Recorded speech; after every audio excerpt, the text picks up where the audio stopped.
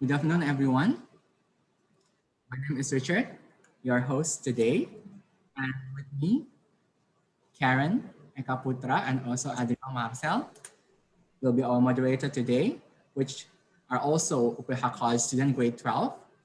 Hello, Karen and Adriel. Hi everyone. Hello everyone. Before I introduce the keynote speaker today, that will be giving and sharing a lot of new insights today for us, allow me to express my deepest gratitude for all the participants who have joined today.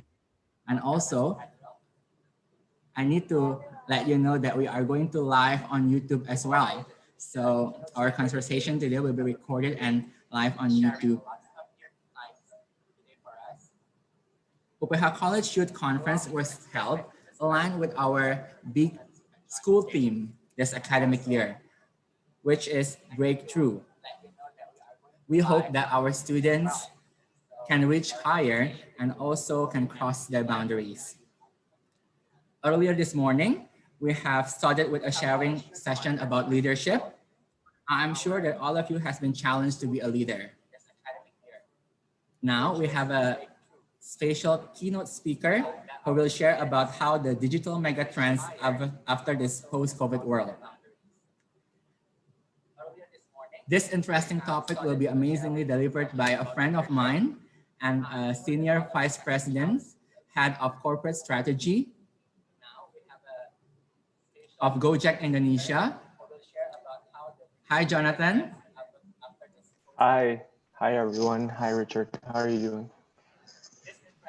Hello. Yeah, as we all know that working in an enormous company such as Gojek Indonesia is very busy, but John is willing to sacrifice his time to share with us.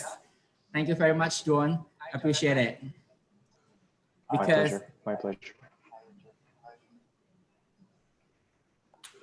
yeah, as we all know that working in an enormous company such as Gojek Indonesia is very busy, but John is willing to sacrifice his time to share with us. Thank you very much, John. Appreciate it. Because he knows that it is very important to share with all the future leaders in young generations right now. When I received the topic, I knew that it would be an interesting discussion with John today, and I knew John would be deliver it perfectly, because since during this pandemic of COVID-19, it might be an uncertain time for most of us. But let us look around. There are lots of things that are changing in different area and sector of industries. For example, now the habits of wearing masks and bringing hand sanitizers all around is a new trend. And also, shopping online is a new trend that people are looking these days. The behavior of consume, the way we purchase is changing through this pandemic. A lot of small things to the fundamental things in our life changing. But is it a mega trend? And that will be our discussion theme for this late afternoon. And now, Karen, do you like to open our discussion? Sure. So good afternoon, everyone. We are so pleased to have Ka Jonathan today to be speaking with us. And I will be hosting this with my friend Adriel. So without further ado, we're just gonna start. Oh yeah, and if you guys have any question, we'll have a Q&A session in the end. So you can drop the questions in the chat later. So without further ado, let's get started to our topic. So first question is for Ka Jonathan. What are some global trends you anticipate as a result of COVID-19 that has become a pandemic right now? Hi, thanks Karen. Hi everyone. So I think want to try to keep this very casual. It's a nice group of I think almost something like 80 of us now. Hopefully we reach the 100 number. Want to keep it quite intimate, and so you guys can ask questions towards the end. We'll allocate more times to Q&A. The idea here is that the theme for today is kind of like the mega trends that we're seeing, what's changing in this post-COVID world.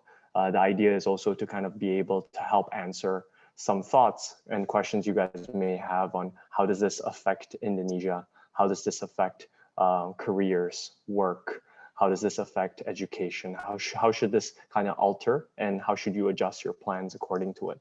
I think I'm very passionate about education, about young adults, and kind of like, I think that's the most important time of your career. A lot of the foundation you set in this is the next 3 to 5 years.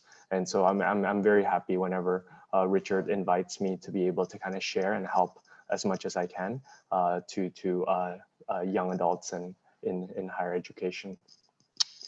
With that said, to answer your question, Karen, a lot of things have changed.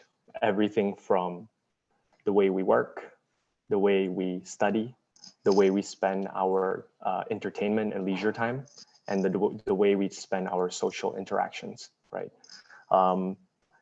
When you think about kind of like what fundamentally has changed, I think what has fundamentally changed, I like to see it in 2 ways. I like to see it, one is there has been an acceleration in what was already a digital kind of environment. And then the second is that will also require upgrades to the ecosystem that will continue to take it further from there. So when we think about kind of like what I mean by accelerating the digital environment we're already in. So things that we already did before or already had becomes more prominent in our lives. So an example would be retail. So previously, when we think about buying a new shirt, when we think about buying a new, perhaps you go to the mall to buy groceries, right? You think about the mall, right? You think about the mall when you think about, I need to get something, I need to buy something. I think the first thing people will think about now when it comes to discovery, when it comes to exploration of pricing, what options are out there, selection, you go digital, right? The first thing you do is like kind of like, I want to buy a new blue shirt, right? And then first thing you do is you go online, whether it's in the US, it'd be like an Amazon. In Jakarta, I think fashion is still catching up, but you know, perhaps you even, let's say, like I'm a big Uniqlo guy, so I like Uniqlo, and I'm a big Zara person too. Maybe I don't want to go into the store and actually have to waste my time looking for selection. I go online, right? I'll go search what's the latest like Uniqlo clothes. You know, for the girls, maybe it's Lululemon or Alo Yoga. You know, you guys search what's the latest SKU that they're launching, right? And oftentimes, if anything, we're pulled a lot of these discretionary kind of purchases. Who is that? Hi, siapa itu? Someone needs to go on mute. Okay, so oftentimes kind of like, let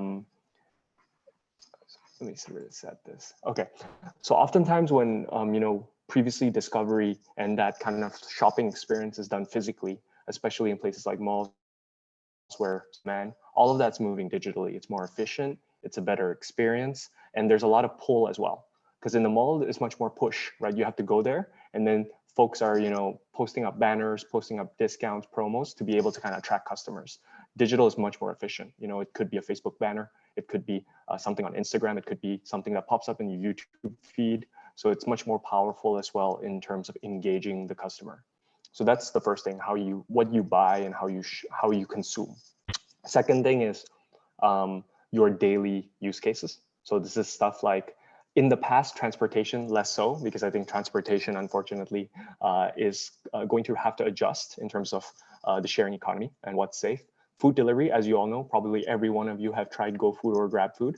And you know, food delivery was something very prominent and will continue to be prominent for how we consume our daily kind of food and staples and necessities. Another is how you then spend your leisure time, entertainment. I think previously, we kind of, I would say maybe 30% of us had a Netflix account. I'm pretty sure about 70, 80% of us today have some form of OTT Netflix account or you know, maybe Disney Plus, right? So I think that's also how you spend kind of like so much of your leisure time. I think previously, if we were spending kind of like 30 minutes, an hour a day on YouTube, we're probably spending 2, 3, 4 hours now on YouTube. If previously we're spending like 2, 3 hours on Instagram a day, and that's, you know, that's not a small amount, we're probably spending 3-4 hours now on Instagram, WhatsApp, and the Facebook likes, right?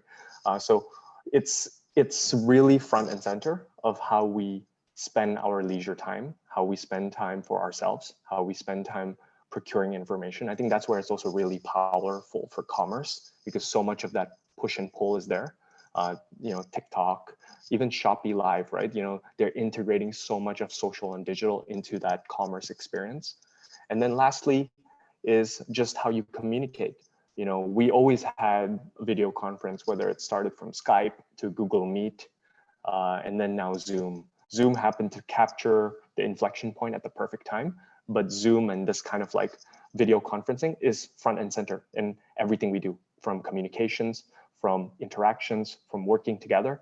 I basically have team meetings or working sessions where we just all pop onto Zoom, turn on our videos, and basically do our work. And it's just kind of like it kind of closes that physical gap and essentially enables you to kind of interact like humans do in a digital way. So I think that's one major trend. What was already there is increasing in adoption, it's increasing in penetration, and it's increasing in concentration. Concentration was the example of, if you were spending an hour on YouTube or Instagram, now you're spending 2-3x of that. So that's like the first mega trend, stuff you already know and what's going to continue to accelerate. I think the second kind of like point was, the digital ecosystem will also strengthen. So this is everything from hardware to software. So when I talk about hardware, as more of this traffic engagement and interaction happens digitally, you will also see infrastructure grow out. I think some of you have probably read about 5G. Apple is coming out with their first iPhone 5G phone in October. So that's going to be massive for the iOS users. And we know kind of a lot of the Chinese manufacturers like the Xiaomi's, the Oppos of this world, they manufacture a lot of affordable 5G phones as well. So 5G is going to be around us. And when you think 5G, the telco companies also have to upgrade their infrastructure, right? Whether it be from like their towers to their data centers, there's going to be much more hardware investment into the infrastructure space, because that will enable all of the things we talked about, everything. And most importantly is the cloud services, because you need to have infrastructure so that everyone has great access online, good latency, and very fast speeds. Yet at the same time, that's the only way where everything can move into the cloud. And more cloud services into important verticals in our life will also migrate, verticals like healthcare, right? Previously, everything is a painful experience, going to the hospitals, waiting for doctors and all that kind of stuff. That's going to be a much more seamless experience in the future. Technology will play its part. Number two, education. With all due respect, we all love, sitting next to Pat Richard, but the reality is perhaps we will close the bridge, maybe through VR, AR, all that kind of stuff, to be able to kind of have that experience without actually being in the same place. And so great content will trump physical presence. So I think more and more true content is very important. So I think there's going to be also a flight to quality in terms of what's being offered on these cloud services. So the ones that are buzzwords in my head are healthcare, education. Another critical piece is logistics, because most of these things is also getting stuff to your home, making sure they arrive promptly and with high quality and reliability. So that's going to also be massive. These are like the mega trends that we're seeing and we're going to continue to see evolve over time. And so people are looking at other accessories around it as well that it's also going to grow, that is more infrastructural, like cybersecurity, because when we're always online, you're going to have more cyber attacks. And so more cybersecurity will come in to play as well and whatnot. So that's kind of like how I see the global mega trends, Karen.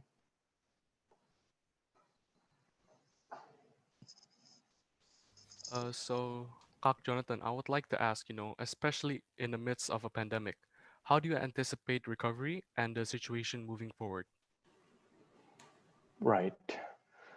I think the pandemic has been really, really tough on Indonesia as a country. I think first and foremost, it's most impactful to the ones who actually contracted the disease.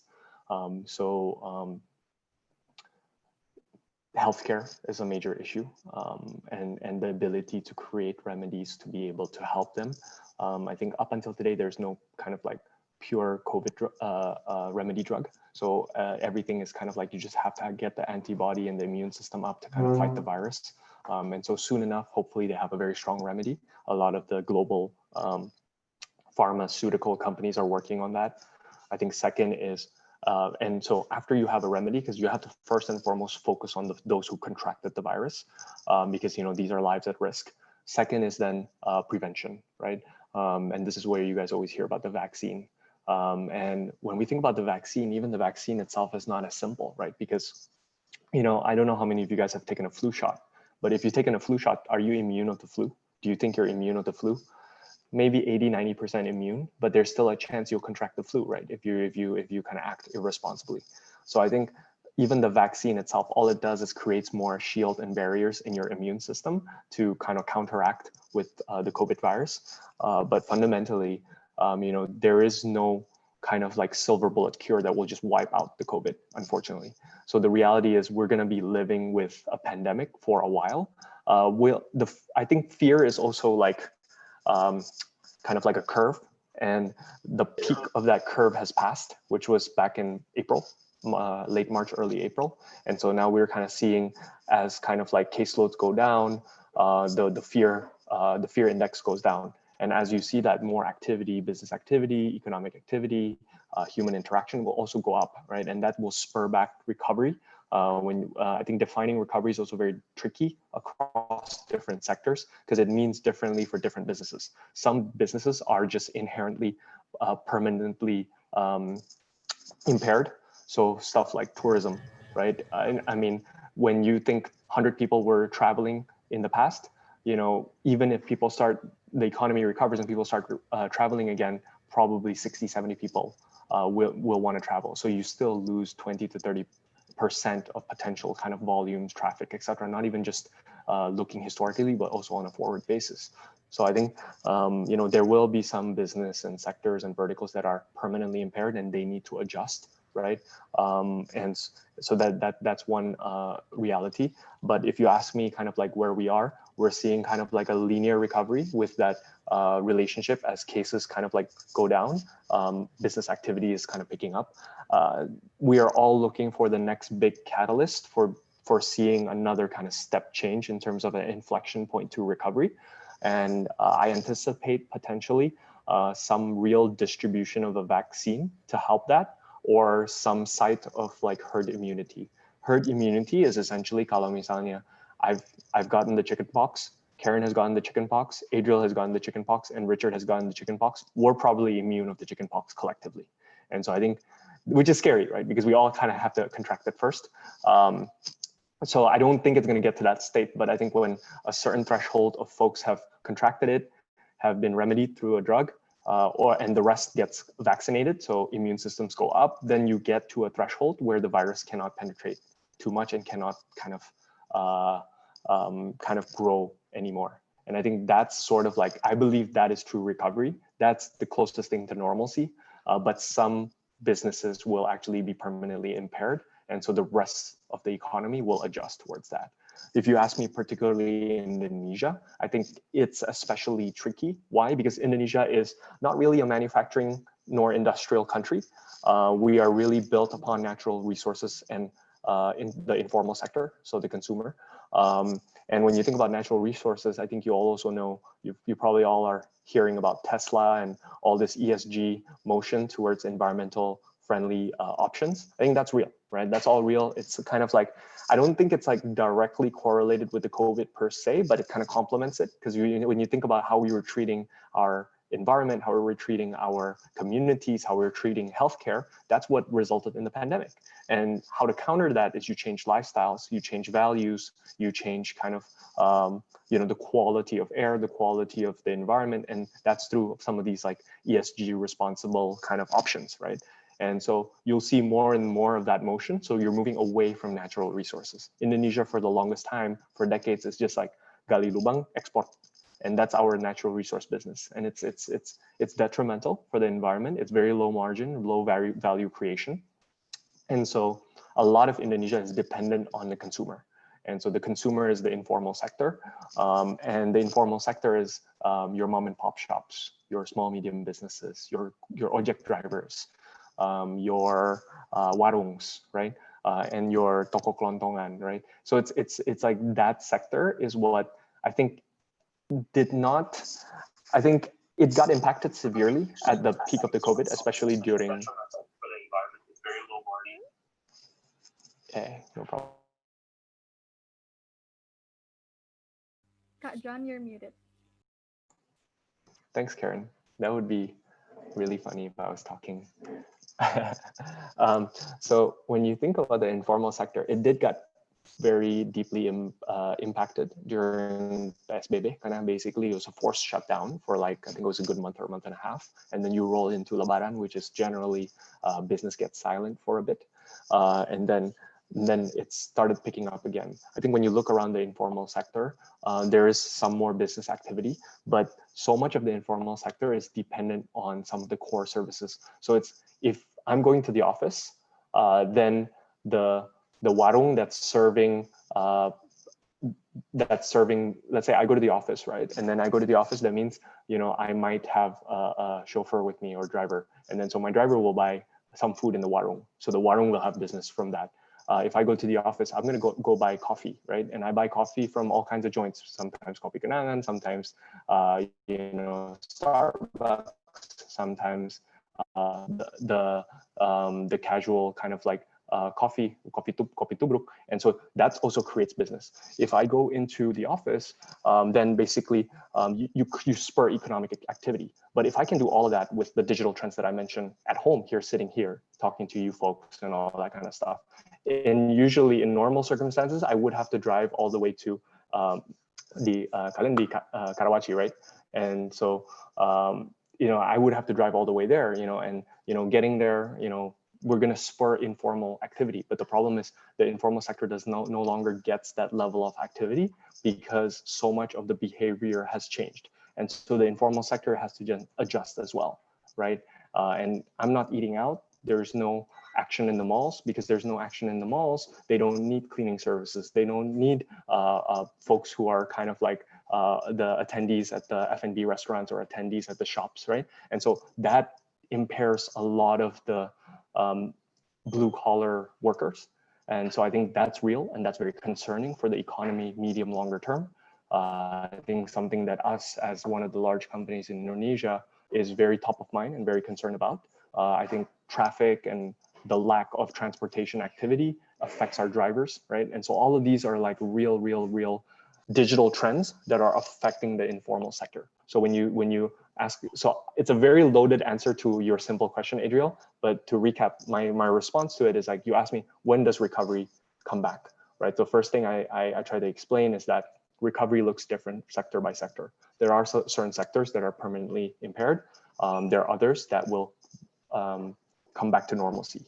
What is normalcy? Normalcy requires a catalyst. What is a catalyst? A catalyst will likely be some form of herd immunity through a vaccine or some kind of like drug remedy, probably a combination of that. And then with that said, even at normalcy, what does it mean for Indonesia? Indonesia is a natural resource first country, unfortunately, and is very dependent on, and hence is very dependent on the informal sector for consumption and generation of GDP. And a lot of the informal sector is affected by the digital trends and the behavioral changes that limits economic activity. And so I think medium, longer term, there's a lot of big questions that government policymakers, business leaders need to think about to be able to give the country a bright future. And so that's a reality. And that's why when you think, is the worst behind us? I would say yes, but is the problem behind us? It's not. Yeah. So regarding that, what do you think are some of the long-term impacts that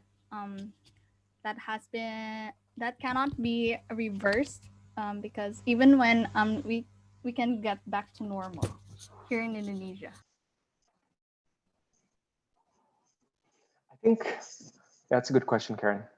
I think travel will never be the same, yeah, because it's so discretionary. I think the first things you have to think about is like, what is the must-haves And then what is the nice to haves, right? So the must haves will remain, but the must haves might change form. So for example, this conversation, this meeting, I believe is sort of like a must have, right? Because this is a meeting, like we have to still have meetings, but meetings will change in form, right? But not maybe 100% of our meetings. I think Richard is still in the office right now, in the school, but so maybe 80-70% of people will still go into offices and schools and work, but 20-30% of the population may permanently WFA, work from anywhere, right? And so us as one of the leading tech companies, we're much more a proponent to work from anywhere. And so there's going to be 20% of the nice to have, the must have that will change. Now, when you think about nice to haves, that's when it gets scary, Karen, because when you think about the economy, the GDP is not equally split, right? There's a GDP per capita, tapi there's the top 10% who takes the lion's share of GDP, right? And this 10%, when you think about trickle down economics, through their economic activity, through their holidays, through leisure, through discretionary spending, right? Buying that new shoe that you don't really need, that actually generates more economic activity. But with less of that, right? And I don't know, it's a you guys are a younger age group, but you girls in the cosmetics, right? The cosmetic industry was a very strong industry. But what will be the future of the cosmetics industry when we are all mostly at home and most of us just need a quick swipe and we're good, right? It requires much less maintenance. It requires much less kind of I need that new shirt, I need that new pair of shoes because I gotta switch it up, right? Tapi kayak in this case kan udah those kind of incremental demand becomes less prominent, and because of that, I think a lot of economic activity, folks that rely on that for their daily bread. So folks that rely on that because I'm a shoemaker or I'm a cosmetics maker, susah gitu. And so I think that would be, I think that's what will permanently potentially change. Did I answer your question? If you're not satisfied, I'm happy to elaborate further. Yeah, but what do you think specifically in education? Because we're high schoolers and education is still a long way for us. Okay, I got you. I think what's going to change is the way you engage in education. And also, I think what will change is sort of the end consumption of education. What do I mean? So in terms of the way we conduct education, I think everything from, most of you guys will be aiming to do kind of university, right? Higher education. And so it's a very communal campus life, right? Everything is like dorms, you share things, you do really big classrooms, you do lecture halls, you do group activities, student organizations, a lot of campaigns, drives, that kind of stuff. And so I think, unfortunately, in education, a lot of the human interaction components to it, the communal components to it will change. I think, which is sad, because, especially when we all have children one day, our children, the way they interact, they socialize is going to be very different. I feel very intrigued, but also concerned about what the children of today will look like. So my friends who already just have newborns and all that kind of stuff, they're very concerned because their newborns should be in playgroup, playing with their friends and learning how to interact human to human. They're not getting that, right? Because now they're all staying at home, they're getting taught by their mothers and whatnot. So I think there's some education will be impacted across the board. Higher education will be impacted by the less communal activities. When you get to junior, senior year, when you're searching for jobs, the interview processes are going to look very different. Much more of it's going to be remote. Much more of it's going to be online interviews.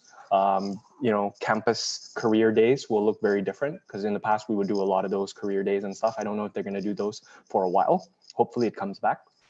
And then I think middle education will change the least. I think they still have to come back to school. I think there might be some hybrid and classes that they move online.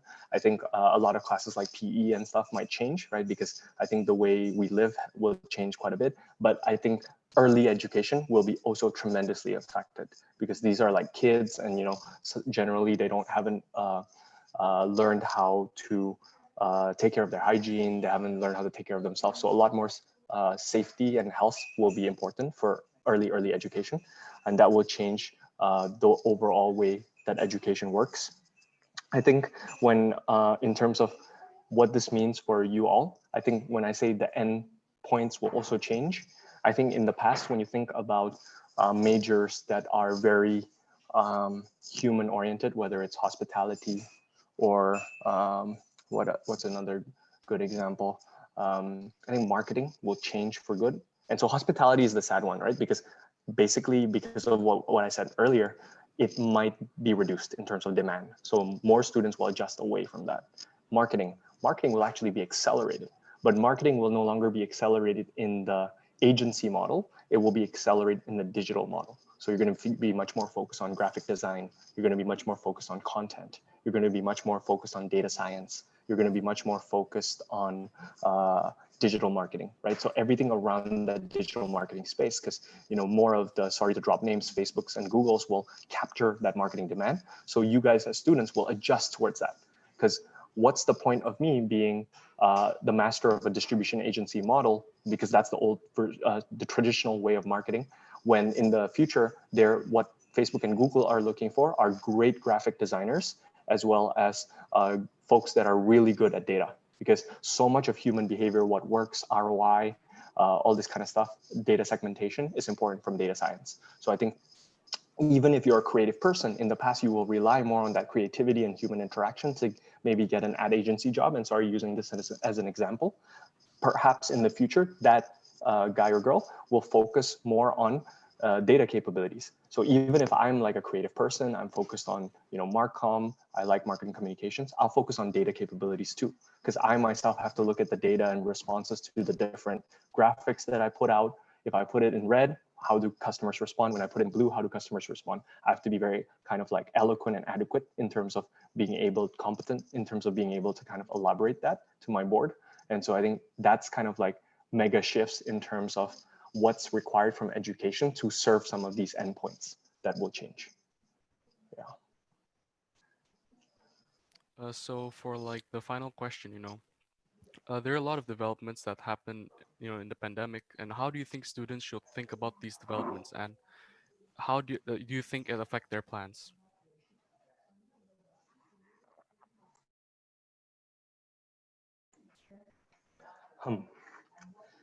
So I kind of like touched on that, Adriel, right? I think the way I think about it, yeah, I think first is a lot of the stuff that I said at the top of the call, right? Like the hardware side of things. So electrical engineering is going to be very real. Computer science, cloud computing, right? The language, it's kind of like the new language of the world. Computer science is going to be important. I think a lot of data capabilities, from the most basic, being fluent with Excel, to being very sophisticated with much more of the complex kind of data science models. That's going to be very important. I think generally there's going to be a lot more overweight on deductive reasoning. I think education is tough. Every time I speak to younger and younger youth, it feels like you guys are evolving as the years go by. I think every cohort, it gets more competitive. When I was your age, you always hear this, when I was your age, it's a different ball game, right? And so it's the same with me, right? I'm trying to up that game, right? In terms of kind of like what it looks like for my peers and whatnot. So I think you guys will be at the forefront of that. I think don't be don't be concerned. I think try to embrace it. Try to be inspired and embrace it as a challenge. I think to be able to, I always ask myself the question, what's next? And I think if you guys can kind of have that mentality of trying to rationalize the future, I think you will open up more of these opportunities for yourself. One mantra I have is always do what you're passionate about, and hopefully there's a purpose or it's meaningful for you. And so when passion meets purpose, I think that's when you have the perfect chemistry to do great things in your career and great things in your life. Don't do something because it makes sense to do it. Right? Do something if you love it and it makes sense, right? But don't do something just because you love it too, right? Because that's when, especially before you broaden your horizon, you might kind of like undercut yourself. So I think, yeah, as students, is be aware, be very mindful of some of these mega trends, adjust yourself to it, find your passion still, right? Just because we're talking about hospitality and all this kind of stuff, doesn't mean hospitality is dead. It just means it's changing in form, right? You can find ways where I can still be passionate about some of these things. I love traveling, by the way, and so I'm really sad, but we will find ways to replicate or find ways to go back to doing that, right? And so I think just try to imagine whatever you're passionate about. How will that change? How do I prepare myself to be the best in terms of capturing that opportunity when it comes? So that's kind of like my biggest advice. And I guess the last point is put yourself in this kind of environments, right? Put yourself in environments that are frankly uncomfortable. I think most of you guys are comfortable because video's off. You're just listening to a conference call. I admire Karen and Adriel for, I don't know if you guys got volunteered or you volunteered, but they're in a slightly more awkward situation right now. They have to like face me and talk to me like this. But these kind of opportunities open your horizon in terms of what's going on with the world. Put yourself in those situations. Reading is tough. It's crazy for me to say, but reading is tough, right? I'm not going to pretend it's easy, but try to read forums, blogs, even watch YouTube, follow YouTube kind of like, and don't watch like, I mean, you can have the fun influencers who are just, living life and just being fun, right? But also try to find the ones that actually give you more insight and education, and kind of like, and education doesn't mean textbook anymore. That's the beauty. I think most of learning with digital will be do it yourself. So it's going to be DIY learning. It's going to be really kind of like learn as you go. And I think education will be more the methodology and the framework of learning. So if you learn how to learn and you're able to put in the mindset of this is how I learn, this is how I absorb information, this is how I absorb insights, right? I think that's when you really get an advantage on education. I think that's the point probably that I want to emphasize. And so get yourself a habit of how you can do it in an effective way, and that will put you ahead of the curve. And sometimes it's not just a breakthrough that you have in front of your computer. Yeah, it could be from friends, right? You chat with your friends. Hey, how do you spend your time? You like this YouTube influencer? Hey, lihat dong, bagus nggak? And then you're like, oh yeah, he or she kind of like summarizes all the news, or he or she kind of talks about these new concepts. He or she talks about renewable energy. He or she talks about data and 5G gitu kayak. There's a lot of things that is out there and is very easily consumed. So at your age, the world is at your feet. It's just on you to spend the right amount of time to capture that. So Okay, thank you. Thank you so much. Thank you so much, John, for this sharing. I think that it's very, very amazing. And I strongly agree with what John said, that now education is just not a traditional school. So we can do anywhere, and we can do a lot of methodology, and school is just a facilitator. And school is just how we can equip you guys with soft skills, not only hard skills, but we have to equip our students with soft skills. And that's what we are doing today. So we try to invite experts to share what's an opening horizons for you guys. Summing up for what our discussion today, I think it's a very interesting discussion. Please drop a questions if you have any in our chat column. Digital trends affect informal sectors, and there are permanent sectors that might need a catalyst to get recovered. And also, the worst is behind us, but the problem is not behind us. And there will be computer science, data science, engineering that will be a big trends in the in the future. And also, what has John said earlier, do everything with passion and according to your passion. That's a really sobering advice for us. Thank you so much for the insights. It's really sobering. And if you have any questions, again, please drop us in the column. Is there any questions, Karen? Not yet? Or maybe John. By the way, everyone, I've received some comments that I spoke too quickly, and I apologize for that. I think I'm off script, so I'm thinking as I'm speaking. So it's like just processing as we speak, and so I apologize about that. But we are recording this on YouTube, so for those of you who would like to refer back to what we talked about, the content and stuff, yeah, hopefully Rich is going to share that link to everyone. Yeah. Today. I think John udah terlalu jelas speaknya, so everyone is like, oh wow, this is the new thing for me. So now has questions. If anyone doesn't have any question, I will ask John. I have a question. Okay, Nicholas, can you drop the questions in the chat column, please? Oh, okay.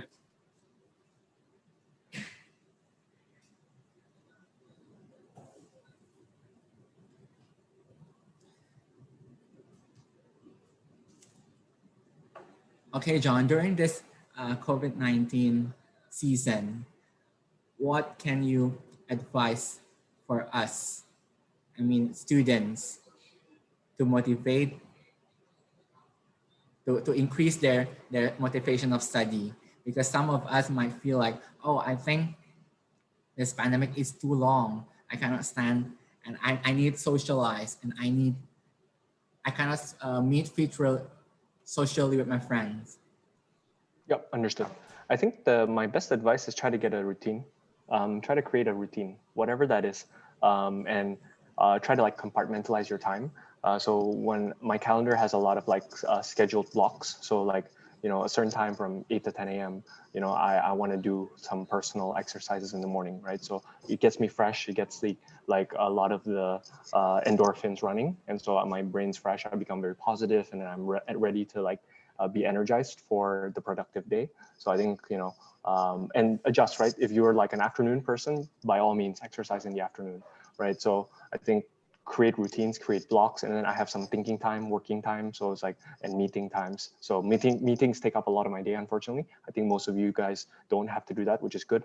Try to block out, like, you know, when you want your own personal time, whether it's to think, to dream, to like, you know, get inspired, look on YouTube, all that kind of stuff. And by the way, YouTube is a black hole. YouTube and Instagram are black holes. So make sure you time cap that, right? So these are the blocks, right? And this is why the blocks are good, because you can always, I know it's easy to say, you can always go back to it. And I mean, I'm guilty of it myself as well, but try to time cap things, try to like put blocks here and there. So you always know when to cap certain activities, especially when it comes to social digital entertainment.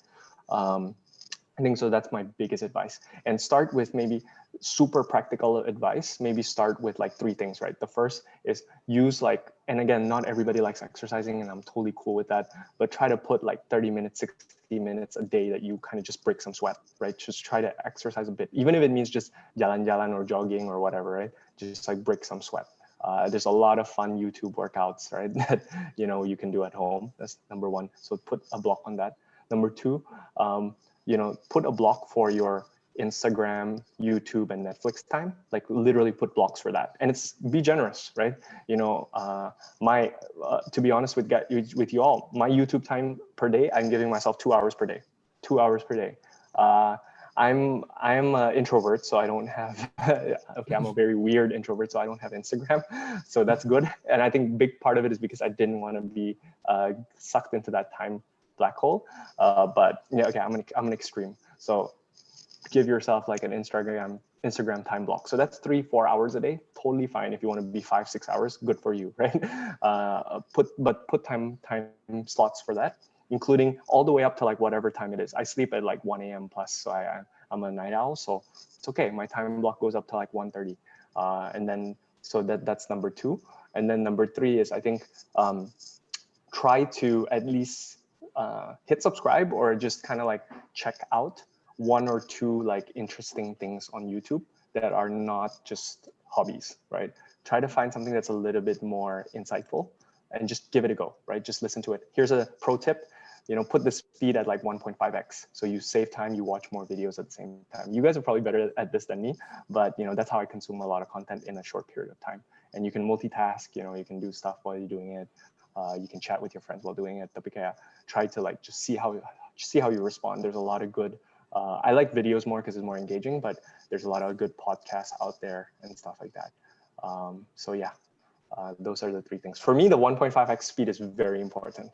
And that's why I don't like podcasts, because I don't know. I'm not big on podcasts. I don't know why. I have a very short attention span. So I think I like videos much more. It's much more engaging, and 1.5x works for me. So that's the three practical advice. Great. I thought you gave up and you played Instagram, but still not. Still no Instagram for me. The last time I spoke to PA College, I think I got a lot of recommendations to create an Instagram account. Sorry. Okay, next. Perhaps in the future. Okay. Okay. Maybe next questions, John. Maybe some of our students curious. It's how's life being an SVP of Gojek? Sorry, Rich. Do you mind if we take some of the chats? I think there were some questions. Oh, on there the are chat. Okay, Yeah. wait. So Nicholas asked, so he says that with this whole trend of digitalization, so like lots of companies are, especially big techs one, will capture plenty of market share. Like Elon's talking about how Tesla's going to reach level 5 autonomy soon, and Amazon's going to continue to expand with both their e-commerce and AWS. But he was wondering, what's Gojek's growth strategy? Like, can you please give us an insight on maybe a 5 to 10 years outlook? Wow, loaded.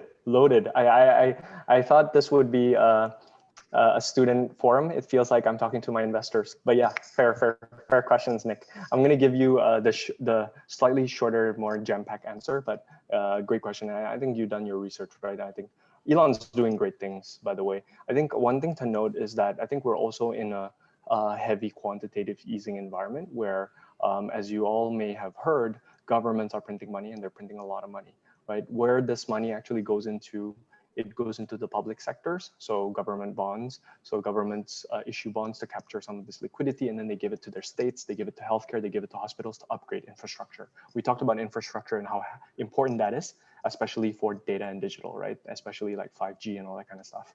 And then so that's one side of things. And then you've got to see in the private sector. When you think about receiving some of this capital, you want to receive it at very good kind of like cost of capital, which is how people speak to it in terms of yield, right?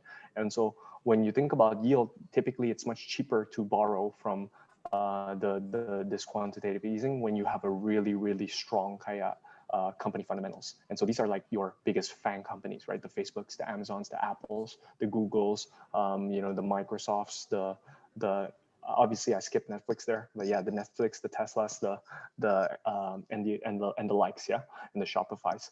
And so these folks are like the ones that are capturing so much of this capital, and they're the ones that are investing in the future. They're investing in much more beyond their scope. So when you think Tesla, you think car manufacturing company, but really their hope is to become a energy distribution company where battery as a service becomes like a thematic, right? They're thinking heavily about batteries. When you think about Tesla, I'm not just thinking about the number of cars I can sell. I'm thinking about the number of car manufacturers and folks that will leverage on my battery technology because they just have the most advanced people building it, right?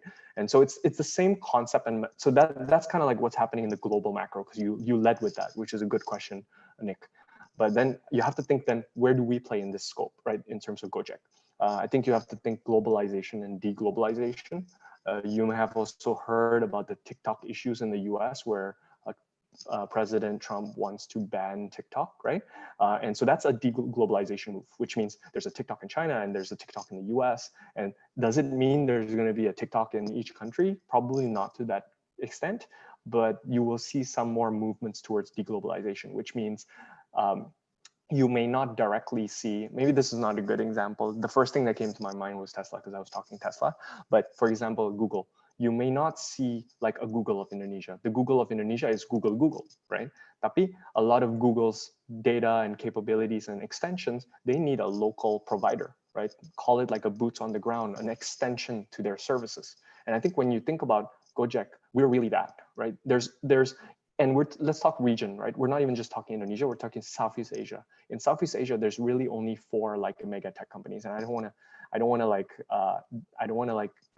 offend anyone here, but since this is going on YouTube, but there's 4 at this point in time in mid 2020, right? There's C Group, there's Gojek, Grab, and Tokopedia. Of course, Lazada is up there too. And so these are sort of the platforms that will capture so much of that localization and hyper local capabilities that are extensions as platforms to this digital services and use cases worldwide. And so when you think about that, okay, what does that mean for Gojek? Today, we see Gojek as a mobility company, transportation. Need to get something from A to B, or myself from point A to point B, I think Gojek. When I think about food and delivering food, I think Gojek. I think Gojek or Grab, right? And then I think the third piece is payments. GoPay was critical to enable these two, right? Because you needed GoPay in a nascent credit card environment to be able to close the loop on these transactions. But now when you think GoPay, especially previously, you can also transact offline. You can also transact on e-commerce. And so I think more and more is an extension outside of just the Gojek use cases where, we will also enable much more transactions, especially now on digital, because gaming, a lot of gaming, a lot of commerce is moving digitally, and Indonesia is an informal sector. So when you say kind of like, some mom and pop in East Java that does really good, weaves something that's really good handicrafts, he or she may not be able to immediately leverage on kind of like Instagram, be able to kind of create a end-to-end kind of store experience, right? They'll need a lot of the more local services when it comes to logistics, when it comes to payments. And so I think this is where we complement some of these mega platforms like a Facebook group where they have Instagram and WhatsApp. And so we partner with them to be able to enable such commerce. And Gojek will be sort of that middle layer that completes those kind of transactions, especially in the digital commerce space through payments, logistics. And so I think that's kind of like how we see the medium term. Yeah. So I think it's very tough to think the next 10 years because for all we know, the world will continue to face like mega changes. But I think when you think the next 2 to 5 years, I think that's how we see it. So another question from Pa Iwan Sesiadi is, in your explanation, you kind of stated that data science and data capability will be among the frontiers of future skills and emphasis on post-COVID economic. Would you predict or assess the impact of data capability in healthcare and education sector combined with marketing part? 100%, 100%. I think earlier I mentioned kind of like healthcare and education as sort of the extensions. I think at this point in time, you would say that, it's an emergency use where it's like, most of you guys are at home judging from the background of Karen and Idril. And because of that, we have to, participate digitally online. Is UPH College expecting to do this permanently? Perhaps, right? Maybe semi-permanently, having a hybrid program. I think some of that is going to be very real. I think when I talk about data capabilities, whether it's data science, data infrastructure, because you have to have the infrastructure before you can kind of churn out using data science models. It's absolutely going to be crucial to enable a much greater and a better and more efficient experience for the customers in healthcare and in education. I think particularly healthcare, we understand how underinvested it's been in terms of traditional healthcare. I think from a data standpoint, so much more can be improved if you have better tracking and better monitoring of health. And I think health is a very prevention game more than a remedy game. I think we see healthcare as kalau saya sakit, saya ke sana. Tapi kalau misalnya the future of healthcare, I believe it's going to be much more focused on prevention. Because if you can prevent it, you can live a certain type of lifestyle. There's, then the remedies and the reliance on that healthcare infrastructure is going to be less. But with that said, I think the end-to-end experience from the consumer experience going into a hospital, etc., is going to be much more improved with more technology adoption. And really, technology is data, right? Technology is data, and data being transacted or being transferred on a digitally, whether it's through the cloud, whether it's through mobile devices or whatever it means. So it's kind of like, it's just the transfer of information and the housing of information in far more superior ways. That's technology, right? Everything else is how else you adjust your operations and you adjust your SOP for customers while leveraging on that insight. And so I think that's kind of like how I see the impact of technology on healthcare and education. So we have another question from Kendrew. Based on your opinion, how will COVID affect the global cycle of business, and what are the things you think will have high demands and more important to humans globally while and after the pandemic? So I'm trying to like figure out, because I think this is like sort of like the first question we addressed, right, Karen? I think you asked a similar question up front. So, and again, totally good with this, Kendrew. I think you probably want to double down on this. I don't want to call you out because I respect that this is a big call, but I'm trying to figure out what else am I missing here. Maybe I can kind of recap really quickly, like what I said earlier. But essentially kind of like I believe that there are impact that are on a global level. And a lot of this will be kind of the things that are must-haves will kind of change in terms of adoption, penetration, and concentration. So stuff that were already there, e-commerce was already there, conference calls, Zoom calls were already there, and Instagram and Netflix were already there, but the concentration of our consumption of that will increase dramatically, right? And we're already seeing that in the last quarter or so. And then you'll also see a lot more longer term investments and trends into the space. Investments means investments basically means capital invested, but it also results in much more dependency of such infrastructure, right? And I think a lot of that will go into the hardware side of things through 5G, through data capabilities, right? And then a lot of it, I apologize. A lot of it will go into the infrastructure side, which will enable kind of 5G data transfer. Like you have to make sure everything can be on the cloud, and then the cloud services itself will also improve dramatically. And that is also empowered by a lot of the data capabilities we talked about in the question Yuan had on like data science and improving the overall insights and how we consume and how we leverage on that data. I think what would be more relevant to him is, say you're an aspiring businessman starting out a business while and after COVID, like what would be the high demand of humans that could be a business? So it's a tricky question here, Karen, because thanks for helping out, by the way. So because like my background was private equity too. So I kind of see I kind of like, when I look at opportunities, I look at it from the criteria, right? That's why I'm a difficult person to ask a question to, because it's kind of like, you have to think about, okay, what's my horizon, right? Am I talking about something that Kendrew wants to do for the next 10 years, right? Then maybe Kendrew is the next Indonesian Elon Musk, right? We don't know, but there's ideas that will potentially put Kendrew in that position, and you could, and you have to dream big, right? You're 16, 17 now. You have the chance to be Elon Musk. I may not, but right, you see what I mean? So I think there are those like long-term bets. Probabilities are perhaps less, but I think, and you don't put in much capital upfront, you will see the yields come out later, much longer term. But there's that, and then there's the immediately Kendrew wants to generate kaya an extra like 20-50 juta rupiah a month, right? And that is powerful. That is powerful, and that will feed a household very nicely. And so there are those opportunities too. So I think I'm not sure which one he's looking for, and I assume it's the latter, right? If you're asking the latter, I think leverage on what's already there, meaning when you think about social, right? We talked about kind of like so much going into digital. Is that Kendrew who wanting to add on it? Yeah, okay. So there's so much more time that we're going to spend in the digital ecosystem, right? So much more traffic is going to be there. Capture that traffic, right? Monetize it. You may have something that you can offer them, whether it's services, or maybe most likely product, right?